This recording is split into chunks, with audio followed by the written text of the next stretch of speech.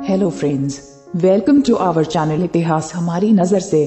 दोस्तों, इस चैनल पर आप देखेंगे इतिहास और धर्म से जुड़ी कुछ कहानियाँ और उन कहानियों से जुड़ी हुई कुछ रोचक जानकारी। ऐसे ही आज की हमारी वीडियो का विषय है, जनक पैदा हुए थे अपने पिता निमि के शरीर मंथन से।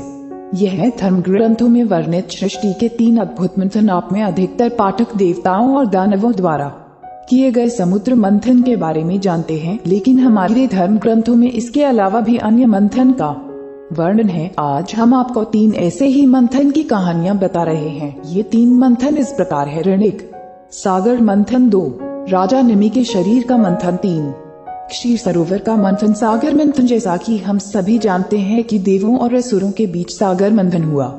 मंदराचल गिरी मथानी बना तथा वासुकी नाग रस्सी बना। मंथन से 14 रत्नों की प्राप्ति हुई। पौराणिक कथाओं के अनुसार समुद्र मंथन से निकलने वाली वस्तुओं को रत्न कहा गया है तथा वे 14 रत्न थे: हलाहल विष, कामधेनु, उच्च श्रुवा घोड़ा, ऐरावत आदि, कौस्तुभ मणि, कल्पतरूम, रंभा, लक्ष्मी, वारुणी मदिरा, चंद्रमा, पारिजात वृक्ष, पंचजन्य शंख, धन्वंतरी वैद्य और अमृत। राजा निमि के शरीर का मंथन। राजा निमि के शरीर का ऋषियों ने मंथन किया, जिसमें सोने की मथानी और रेशम की रस्सी का प्रयोग किया गया। तन का मंथन हुआ। मंथन से 14 पुत्रों को प्राप्त किया। 12 पुत्रों ने संन्यास ग्रहण किया। 13वें पुत्र जनक शीर्ध्वज को राजा बनाया गया। पुत्रों के नाम ऋणिक, जनक, शीर्ध्वज 2, जीव 3, कव, कुशध्वज 4, सुमंत 5, 7, 6, अतिसार 7, अमृत 8, अभय 9, अंशुमान 10, अमन 11, आदि 12, अमित 13, अगाध 14, अनंत। क्षीर सरोवर का मंथन। राजकुमारी वृजेश्वरी का विवाह नहीं होगा, ऐसी भविष्यवाणी राज ज्योतिषियों ने की। राजकुमारी ने ये बात नारद मुनि को बताई। नारद ने उसे श्री कृष्ण का तप करने के लिए कहा। राजकुमारी ने घोर तपस्या की। भगवान श्री कृष्ण प्रकट हुए।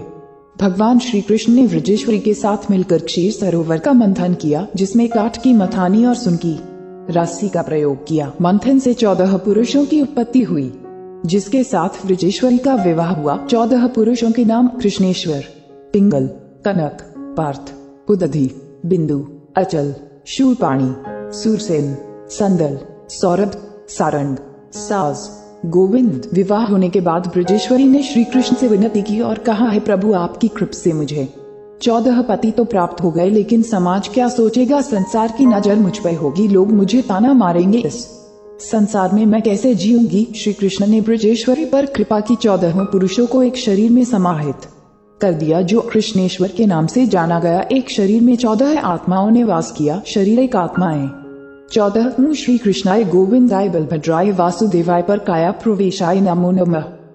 हम उम्मीद करते हैं कि आपको इस चैनल के माध्यम से रोचक जानकारियां दे सके।